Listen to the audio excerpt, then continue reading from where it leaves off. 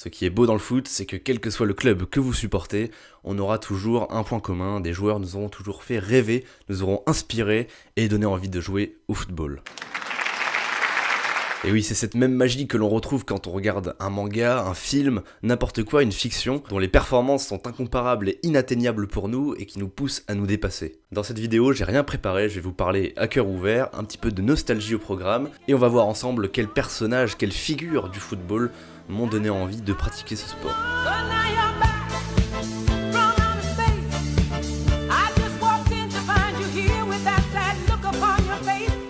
Personnellement, quand j'étais petit, je regardais pas forcément le football, je préférais dessiner les animaux et surtout Midi les Zouzous. Alors là mon gars, si tu connais pas Midi les Zouzous, je peux te dire t'as pas eu la bonne enfance. On est encore au début de la vidéo et tu te dis déjà... c'est hors sujet. Et non, parce que aussi ridicule cela puisse paraître, Midi les Zouzous m'a vraiment donné la ferveur du football, avec un dessin animé, un manga même, nommé Olive et Tom. Olive et Tom, ils sont toujours en forme, Tom, Olivier.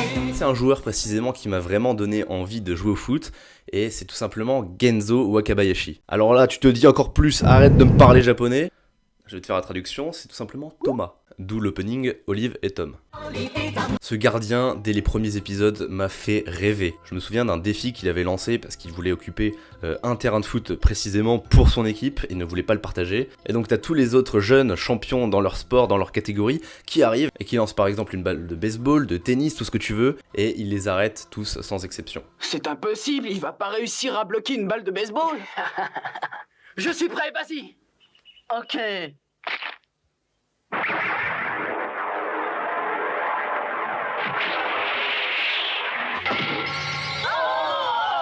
Et c'est pour ça que j'ai commencé en tant que goal, petite image à l'appui. Bon, c'est des images actuelles, hein, j'ai pas de source qui date de 2006. Par contre, comme tu peux le voir, j'ai très vite maîtrisé le retourné de Tsubasa. Et là, c'est le moment où tu te dis, Steve, arrête de me raconter ta vie, mais tout ça pour t'amener vers l'autre point. Un gardien, c'était vraiment important pour moi. Et le premier joueur de foot IRL, hein, pas d'animé, pas de manga, c'était Coupé, vraiment Grégory Coupé, qui m'a donné envie de regarder ce sport à la télé. Voilà, l'Olympique Lyonnais, Grégory Coupé, c'était vraiment incroyable. Oh oui, Greg, il la sort! Oh oui, main opposée Richard. Tout simplement fabuleux. Oh oui, Richard, regarde ça. Tout simplement fabuleux. Exceptionnel. Je me souviens même qu'à l'époque, je m'étais laissé pousser les cheveux juste pour lui ressembler. Et là, vous allez me dire, mais à l'époque, il n'y avait pas que Coupé, il y avait un autre joueur brésilien, là, je sais pas si tu te souviens, qui tirait à peu près bien les coups francs. Je l'ai jamais vu jouer en vrai et ça restera un énorme regret de pas avoir vu un de ses coups francs face au Real, face au Bayern, des coups francs de 40 mètres, c'est pas possible de marquer ça, j'en postillonne. Lyon, je dois l'avouer, c'était quand même quelque chose. Même si pour le coup, j'habitais à Paris et j'étais déjà supporter de Paris, j'étais dans un petit club, Filleul du Paris Saint-Germain, j'ai jamais compris ce que ça voulait dire, mais il y avait écrit Club Filleul, donc on va garder ça. Et on avait notamment l'opportunité de donner la main aux joueurs lors de l'entrée du stade. Fallait être en équipe A hein, quand même, hein, parce que je suis très fier d'avoir tenu la main de Sylvain Armand. Je me souviens ses premiers mots quand on entrait sur le terrain, putain ça caille. Et oui, pas toujours facile de jouer à Paris en manche courte. Mais ouais, vraiment c'est un sentiment incroyable de sentir vraiment la proximité avec un joueur de foot professionnel que tu regardes tous les week-ends. Et surtout, moi ce qui m'a vraiment marqué, c'est avant de tenir la main des joueurs, ça tu le vois pas à la télé, mais on faisait le tour du stade pour essayer de chauffer le public. Bon bien sûr c'est pas toi qui va changer la donne, mais voilà, ça te donne un petit sentiment d'importance. Et puis même avoir tes crampons fouler le Parc des Princes, bah tu te crois vraiment dans un rêve. Au niveau des très grands clubs européens, j'ai dû faire des choix, comme tout le monde, et très jeune, j'ai été vraiment fasciné par le Barça.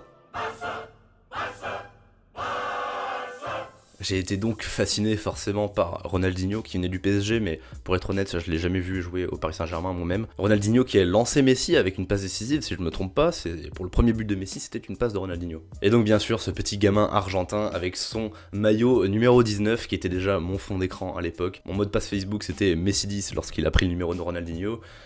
Et donc voilà, j'étais bien un kikou, oui c'est ça, oui.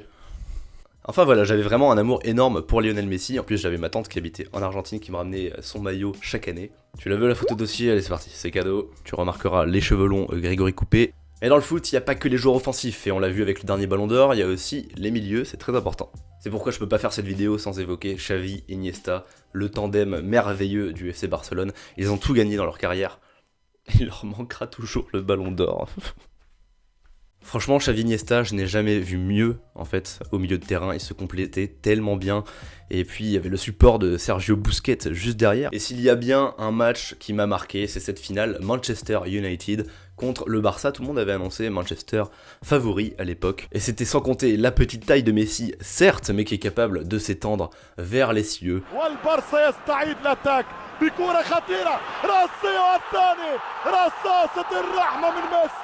Voilà pour tous ces joueurs qui ont vraiment forgé ma passion pour le foot. Bien sûr, le processus va continuer, le foot c'est une passion intemporelle, mais je voulais vraiment revenir sur la nostalgie, les origines vraiment de ma passion. Quand tu regardes Mbappé, franchement j'aurais kiffé voir un joueur comme ça de 19 ans. Franchement, gamin, j'aurais kiffé voir ce joueur gagner la Coupe du Monde. Après ça va, je suis encore jeune, t'as vu, j'ai des pizzas planètes, je suis encore ma puberté à 21 ans. En tout cas, si t'as kiffé, je t'invite à soutenir la chaîne en t'abonnant, en mettant un petit pouce en l'air. Et n'hésite pas à laisser un commentaire, putain j'adore ce bruitage. Et donc en commentaire, n'hésite pas à inscrire le nom des joueurs qui t'ont vraiment marqué lorsque tu étais enfant, et même actuellement. Voilà, c'était tout pour moi, j'espère que ça vous aura plu, et ciao tout le monde.